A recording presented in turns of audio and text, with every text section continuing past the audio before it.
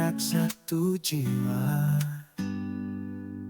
Langkah tumbuh harapan hati yang. Assalamualaikum warahmatullahi wabarakatuh. Waalaikumsalam. Selamat pagi. Pagi, Desi. Pak Eko. Apa kabarnya hari ini? Alhamdulillah, luar biasa, Allah Akbar. Di sini saya minta waktunya sebentar untuk Desi. Oke, masalah. Sebelumnya saya perkenalkan, saya dulu Eko Aprian, Ya. calon guru penggerak dari SMA 2 Negeri Tanjung Raja, Kabupaten Lukanwil. Saya di sini ingin mewawancarai Ibu guna memenuhi tugas-tugas di LMS calon guru penggerak ya, di pendidikan guru penggerak. Jadi nanti saya akan memberikan beberapa pertanyaan ini ya untuk berbagi pengalaman Ibu sebagai kepala sekolah. Jadi nanti apa yang berkaitan dengan keputusan yang bisa diambil dalam dilema etika.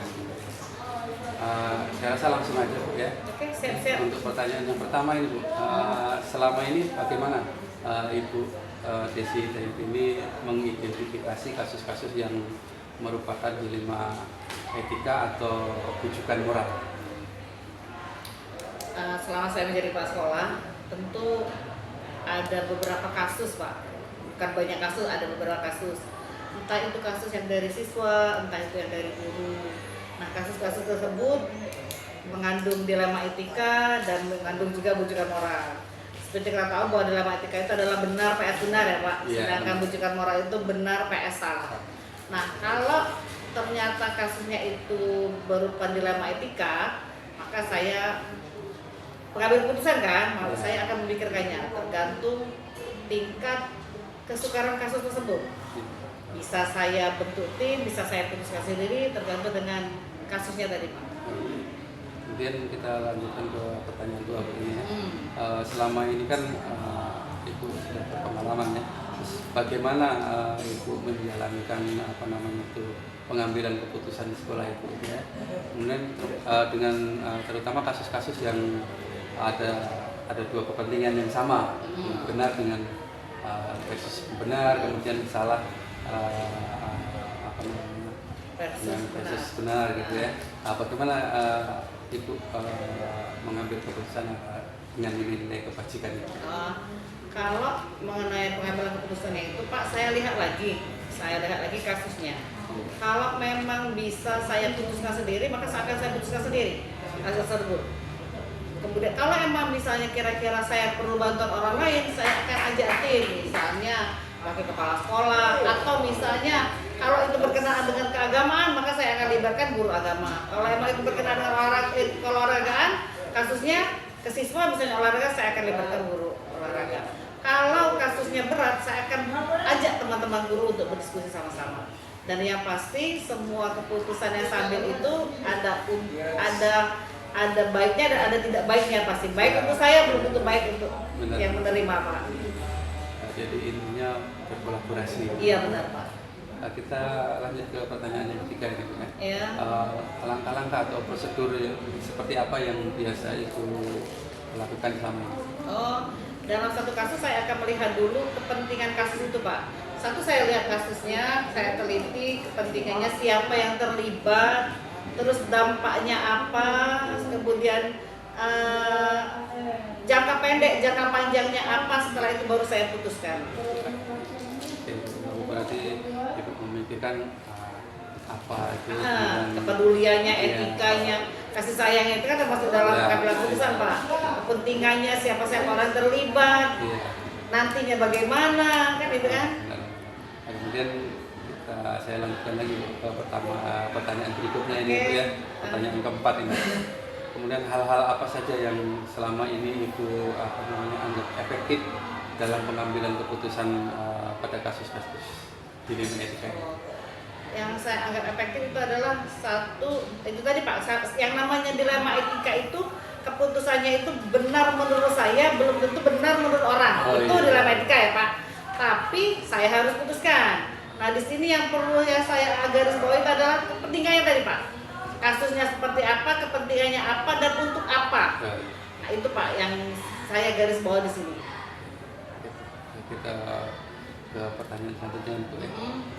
Kemudian hal-hal apa saja yang merupakan tantangan atau dalam pengambilan keputusan pada kasus-kasus dilema etika ini?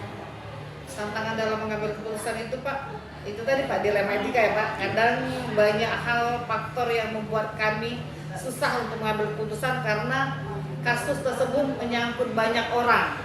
Nah itu Pak, makanya tadi kalau emang itu berat, berarti tantangan itu berat, berarti saya akan melibatkan tim. Tim itu bisa yang terdiri dari kami bahas dalam rapat. Di rapat itulah nanti diputuskan, diambil suara terbanyak dan terakhir saya akan memutuskannya. Seperti itu Pak.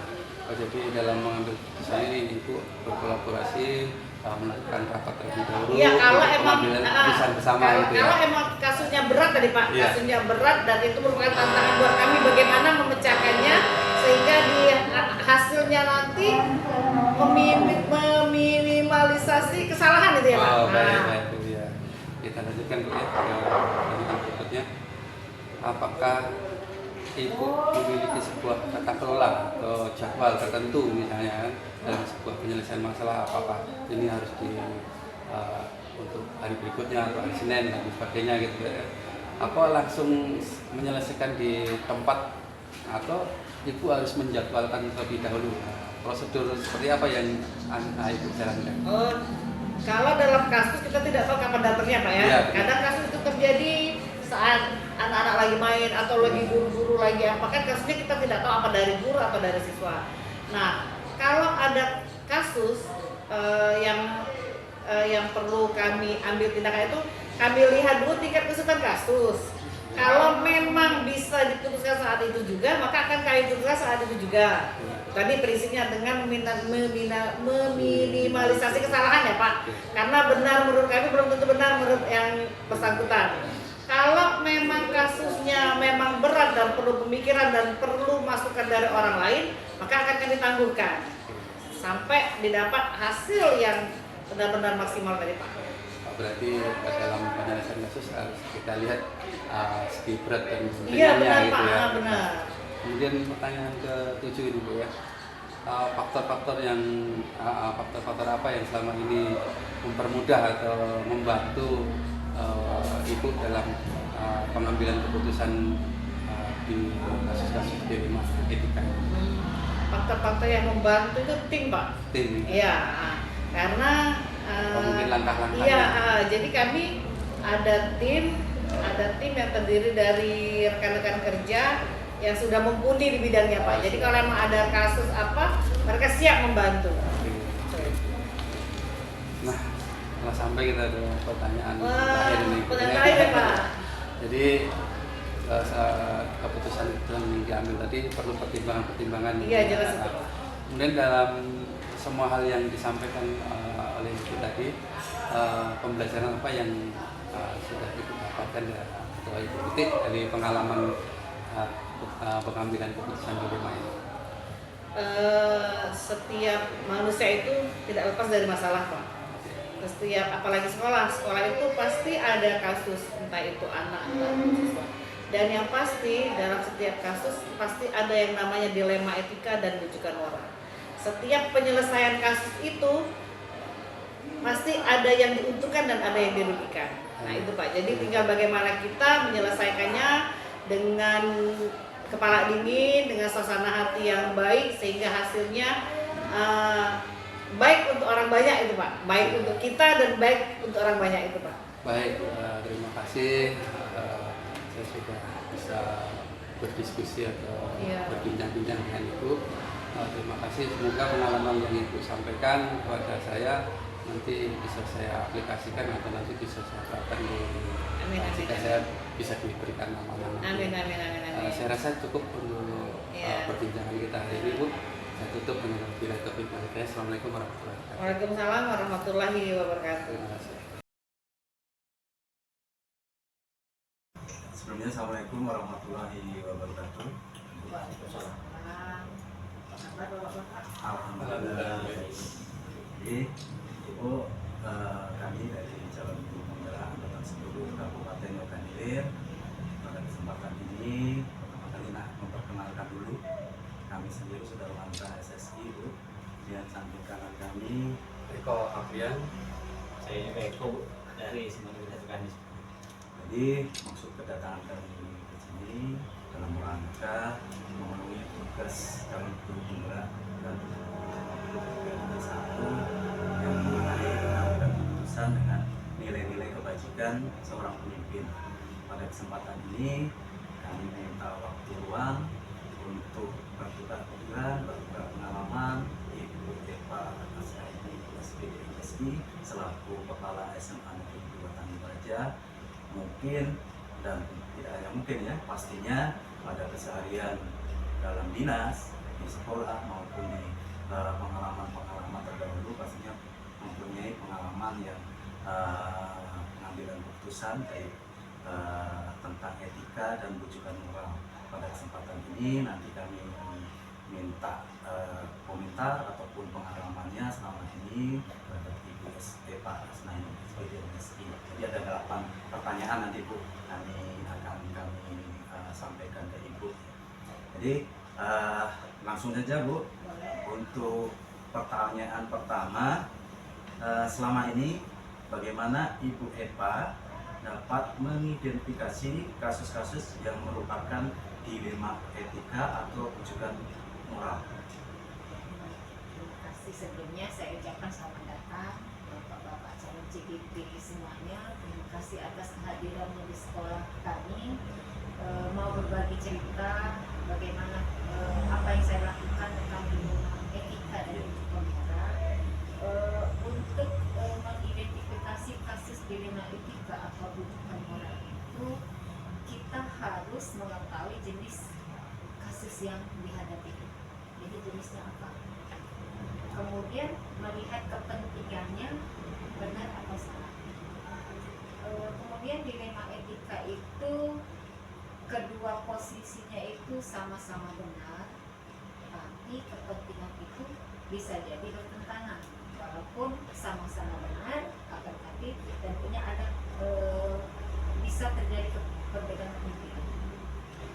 Kemudian yang kedua, kepentingan tadi salah satunya melanggar hukum, misalnya, maka dipastikan itu termasuk kasus rujukan moral. Jadi walaupun itu kira-kira sama memiliki kepentingan, akan tetapi kalau itu ada yang melanggar hukum, itu termasuk salah satu. Itu pertanyaan pertama Bu ya. Nanti untuk pertanyaan kedua silakan Pak Eko. Jadi untuk selanjutnya Bu, selama ini mungkin bagaimana Ibu menjalankan pengambilan keputusan di sekolah ini, terutama untuk kasus-kasus di mana ada dua kepentingan yang sama-sama benar atau sama-sama mengandung nilai kebajikan. Untuk mengatasi itu, untuk kasus dilema etika, keduanya kepentingannya sama-sama benar untuk memperhatikan apakah masalah tersebut tentang tinggi rendahnya muatan kepentingan, misalnya kepentingan pribadi, kepentingan kelompok, kemudian kesetiaan, kebenaran atau kejujuran. Kemudian apakah itu jangka pendek atau itu termasuk jangka panjang. Di samping itu saya juga memperhatikan sejauh mana dampak yang ditimbulkan dalam pengambilan keputusan tersebut. Baik Bu Pak Asnaini, kita ke pertanyaan selanjutnya. Langkah-langkah atau prosedur seperti apa yang biasa Ibu lakukan selama ini? Baik, terima kasih Pak Eko ya. Ya. Selama ini dalam mengambil suatu keputusan itu dilakukan pertama kali itu melihat kasus ini bersinggungan atau tidak dengan atasnya, dan sejauh mana nilai-nilai yang bertentangan. Kemudian yang keduanya itu kita lihat siapa yang terlibat dalam permasalahan tersebut. Kemudian yang ketiga, kami melakukan pengumpulan data berupa fakta apa yang sudah terjadi. Kemudian kami menganalisa dengan apa paradigma yang terjadi. Kemudian di sini setelah kita tahu faktanya bagaimana, kemudian kita lihat kebenarannya, benar atau salah dari masalah tersebut. Kemudian kami melakukan pengambilan keputusan itu dilakukan refleksi. Apakah keputusan itu yang kita ambil itu sesuai dengan kaidah norma yang sudah berlaku dan bisa diterima oleh semua pihak. Dan yang selanjutnya Bu, jadi hal-hal apa saja yang selama ini Ibu anggap efektif dalam pengambilan keputusan pada kasus-kasus dilema etika ini? Yang selama ini saya anggap efektif dalam setiap mengambil keputusan itu, dalam kasus dilema etika dikatakan apabila sesuatu dengan nilai-nilai dan tidak menimbulkan masalah di kemudian hari, misalnya suatu kasus itu suatu saat kita pikir itu pasti tidak akan menimbulkan masalah, kemudian itu saya kategorikan efektif untuk pengambilan keputusan. Dan kita pikirkan dulu sebelum. Baik, untuk kita ke pertanyaan selanjutnya ya Pak ya. Hal-hal apa saja yang selama ini merupakan tantangan dalam pengambilan keputusan pada kasus-kasus dilema etika? Itu suatu hal yang sangat berat sekali, baik Bayan, dalam mengambil suatu keputusan dan tentunya datang dari pihak yang terlibat dalam memutuskan suatu permasalahan, yaitu mempersatukan antara pemikiran, karena pikiran orang itu kan berbeda-beda, setiap individu itu beda-beda, dengan kesepakatan kita bersama. Itu perlu waktu yang cukup panjang untuk menyamakannya antara pemikiran dan kesepakatan tadi. Kemudian di samping itu juga kami dapat memilih dan memilah lagi dari kasus dilema tersebut, solusi demi solusi itu bagaimana, kemudian disampaikan untuk dijadikan sebuah jawaban yang dapat diterima oleh semua. Jadi di dalam kasus dilema etika ini Bu, apakah Ibu itu mempunyai jadwal tertentu? Atau misalnya apakah Ibu itu langsung menyelesaikan di tempat atau memiliki sebuah jadwal untuk menyelesaikannya? Bentuk atau prosedur seperti apa yang Ibu jalankan untuk kasus dilema etika ini? Baik, kalau dikategorikan dilihat dari apakah butuh jadwal, kalau segala sesuatu itu dilihat dari kondisi kasus. Jika kasus itu kadangkala harus yang sifatnya urgent, ya, saat itu harus saya bertindak untuk mengambil keputusan, maka artinya tidak membutuhkan jadwal. Akan tetapi kalau kira-kira pengambilan keputusan itu dalam jangka waktu lama dan perlu pemikiran yang matang, ya itu keputusan yang saya ambil itu harus dibuatkan jadwal. Kapan keputusan itu akan saya laksanakan? Oke, kita ke pertanyaan selanjutnya Pak ya. Dalam pengambilan keputusan dalam kasus-kasus ini, adakah seseorang atau faktor-faktor yang selama ini mempermudah atau membantu Ibu dalam pengambilan keputusan dalam kasus-kasus dilema etika ini? Baik, terima kasih. Untuk hal ini itu tergantung permasalahan yang dihadapi. Kadang permasalahan itu melibatkan semua guru dalam pengambilan keputusan, kadang juga melibatkan hanya sebagian guru. Kemudian bisa saja saya mengambil keputusan itu hanya melibatkan wali kelas, kemudian guru BK atau wakil kepala sekolah. Kadang juga melibatkan pemimpin. Jadi tergantung dari kasus apa yang akan dibuat keputusan tersebut. Kemudian lagi permasalahannya itu menyangkut kepentingan, kita melibatkan pemimpin.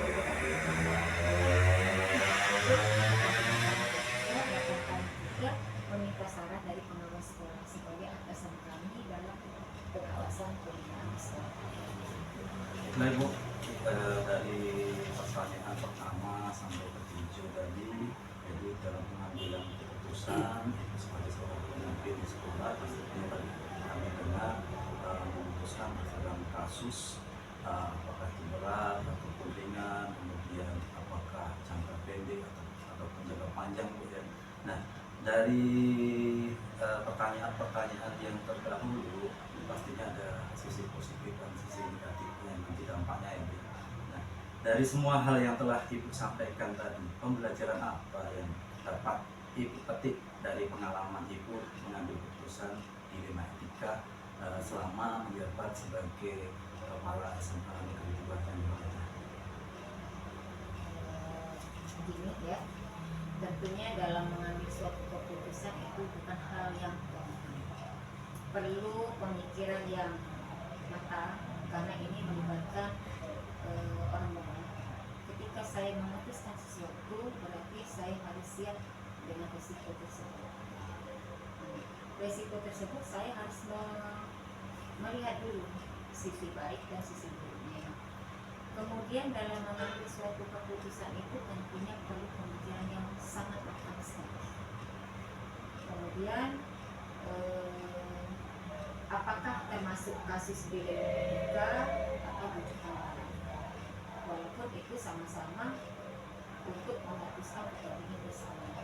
Kemudian ada kasus yang perlu diselesaikan segera, itu perlu saya putuskan sendiri. Artinya saya tidak melibatkan orang lain. Ketika itu memang tidak butuh orang lain. Kemudian ketika saya harus melibatkan orang lain, misalnya yang ada di sekolah, berarti saya harus memanggil seluruh yang ada di lingkungan sekolah. Kemudian beberapa kasus itu diselesaikan secara kolektif. Selanjutnya dalam pengambilan keputusan saya harus memperhatikan kepentingan kedua sisi agar tidak menimbulkan gejolak yang berkelanjutan di kemudian. Baik, terima kasih Ibu Eva selaku Kepala SMA Negeri 2 Pemeraja yang sudah menerima kami untuk menemani tugas kami, sudah meluangkan waktu. Mudah-mudahan pengalaman dari Ibu bisa kami jadikan pengalaman kami nanti ke depan. Jadi terima kasih Ibu Eva, kami minta pamit. Terima kasih. Assalamualaikum warahmatullahi wabarakatuh.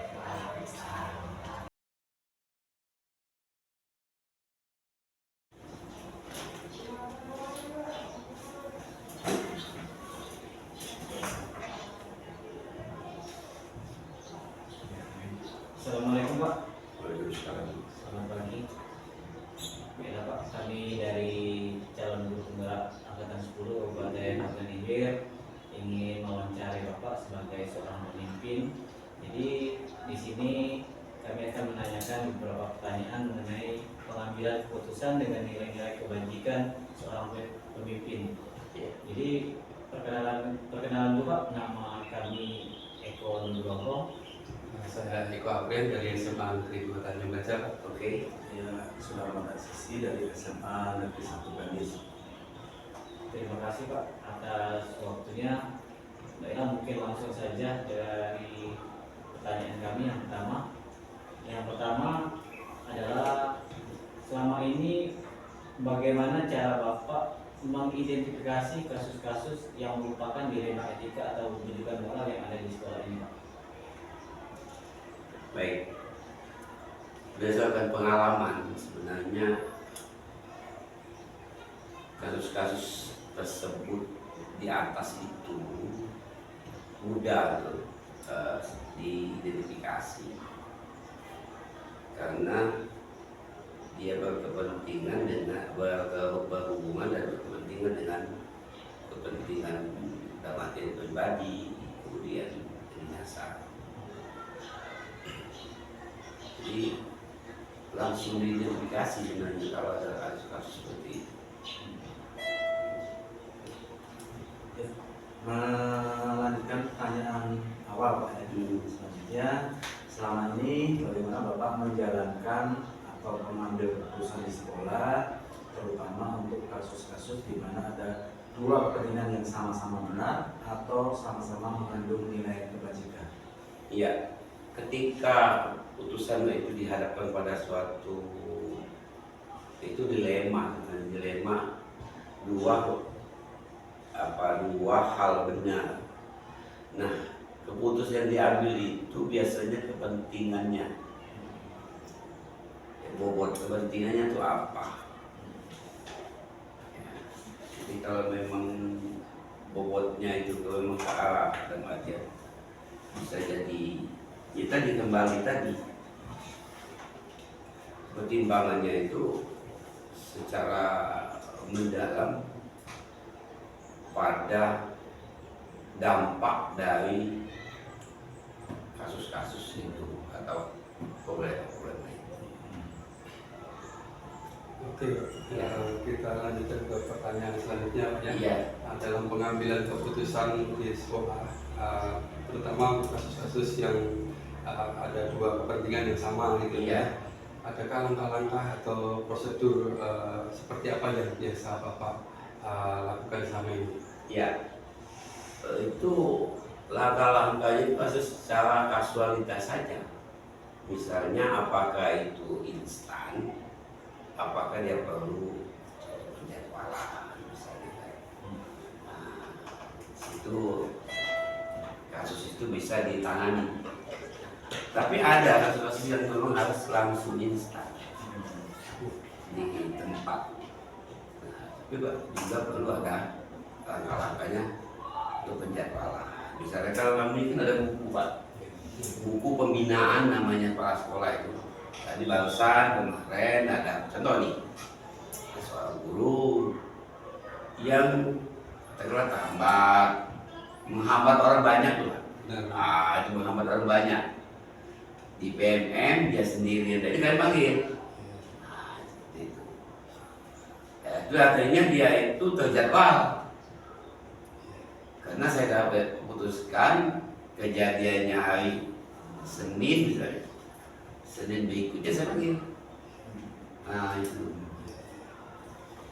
Selanjutnya Pak, Ya. pertanyaan tentang dilema etika. Hal-hal apa saja yang selama ini Bapak untuk mengefektifkan dalam pengambilan keputusan pada kasus-kasus dilema etika? Coba apa tadi? Untuk mengefektifkan pengambilan Ya. keputusan pada kasus-kasus yang mengandung dilema etika. Iya tentu kita kan ada apa semacam SOP-nya lah ya, yang harus kita ini kan. Tapi sebagai pimpinan memang harus dalam bagian menyelesaikan, mengambil rujukan dari kasus tersebut. Oke, Mungkin bisa dijabarkan Iya. kata-kata saya tadi. Oke, Pak, kita terkait dengan keputusan seperti ini ya. Iya. Tentunya nanti ada hal apa saja yang selama ini merupakan tantangan dalam pengambilan keputusan pada kasus-kasus dilema etika tersebut. Iya, tantangan pasti. Apalagi dua hal yang dilema, Pak. Tetapi kita harus tetap kepentingan dalam artian kepentingan di dunia pendidikan itu yang harus diingat. Karena kita bekerja institusi, maksud institusi pendidikan ini kan memang cerminan sesuatu hal, semua hal terbaik, etika, adab, segala macam. Nah itu harus tetap. Tapi yang bagus itu memang sepanjang itu di institusi pendidikan, artinya kasus-kasus seperti itu pasti ada dan harus kita selesaikan. Oke, Bapak. Ya. Untuk pertanyaan yang keenam, apakah Bapak memiliki sebuah tata kelola atau jadwal tertentu dalam sebuah penyelesaian kasus dilema etika? Dalam arti seperti ini, Pak. Apakah Bapak langsung menyelesaikan di tempat atau memiliki sebuah jadwal tertentu yang terukur yang menyelesaikan permasalahan dilema etika? Iya. Kalau menjawab pertanyaan seperti itu, memang harus ada yang tadi, yang spontanitas, dan ada harus terjadwal, seperti saya bilang tadi. Jadi dilihat dari kasusnya. Iya, Kasusnya. kita lihat dari kasusnya, Pak, yang harus segera spontanitas, ya harus kita segera spontanitas. Tapi kalau memang harus kita jadwal, tapi kita identifikasi bahwa ini adalah suatu kasus etika atau kasus banyak sih sama kepemimpinan kami itu, Pak. Tapi kebanyakan kami secara berkala terjadwal,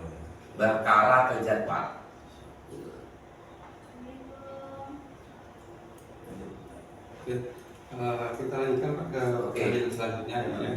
Dalam pengambilan keputusan tadi itu, adakah faktor-faktor yang selama ini mempermudah atau membantu Bapak dalam pengambilan keputusan dalam kasus-kasus dilema etika itu? Iya.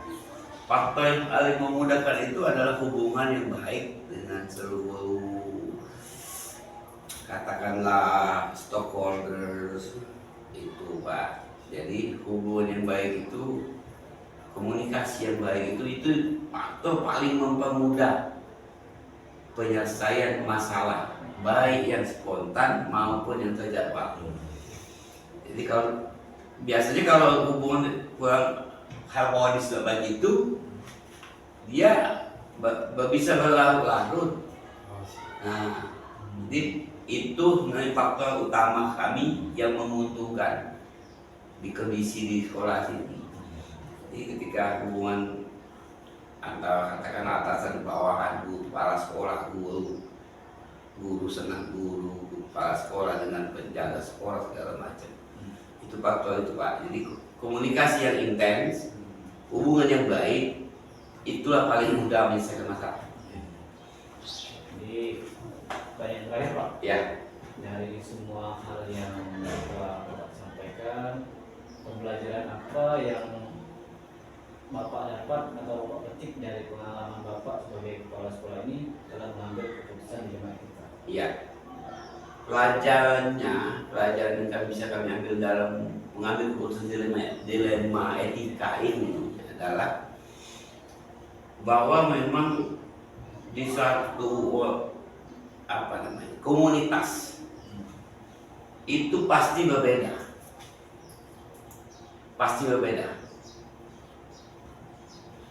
baik latar belakang, mungkin budaya, mungkin agama. Nah, disitulah letak sebenarnya apa saya bilang tadi, institusi pendidikan itu cerminannya hanya di situ, bahwa yang namanya institusi pendidikan ini adalah tempat kita menyatukan dilema etika ini. Jadi bisa jadi, Pak, sebagai contoh, ada teman yang seharusnya, katakanlah, dia memberi contoh dalam dilema etika ini, tetapi dia bisa terlarut dengan situasi. Jadi perbedaan itulah sebenarnya yang bisa kita ambil.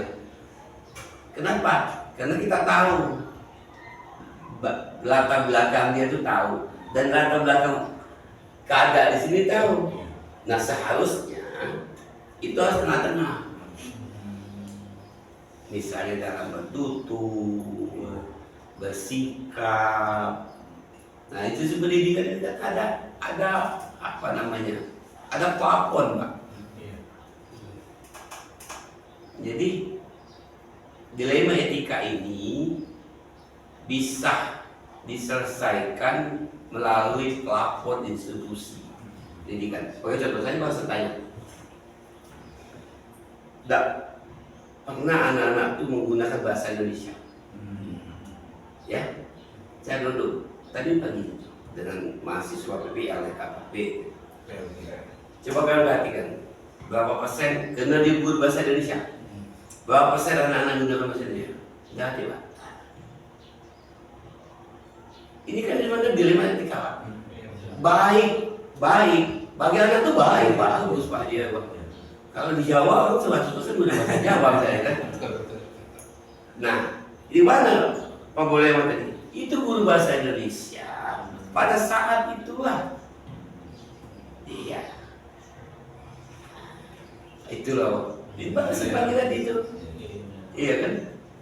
Oh iya, Pak. Jadi, nah, sudah mulai masuk itu digunakan berbahasa Indonesia. Walaupun tadi setengah-setengah. Gimana, Pak? Iya, Pak. Nah, jadi ibu jangan terlarut ke situ. Itulah, Pak, maksudnya dilema etika ini kan ke situ, Pak.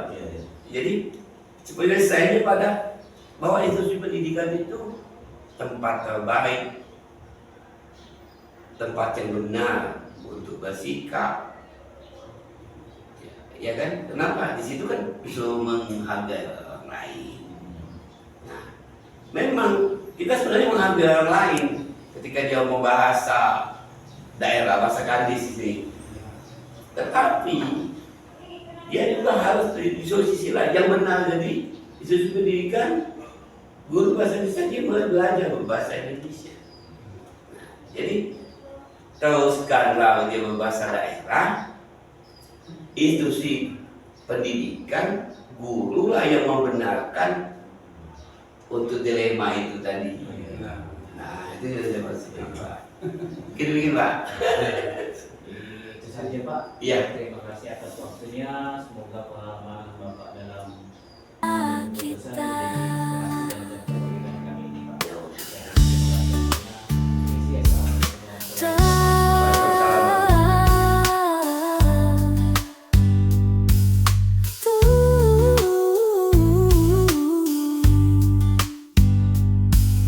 Tak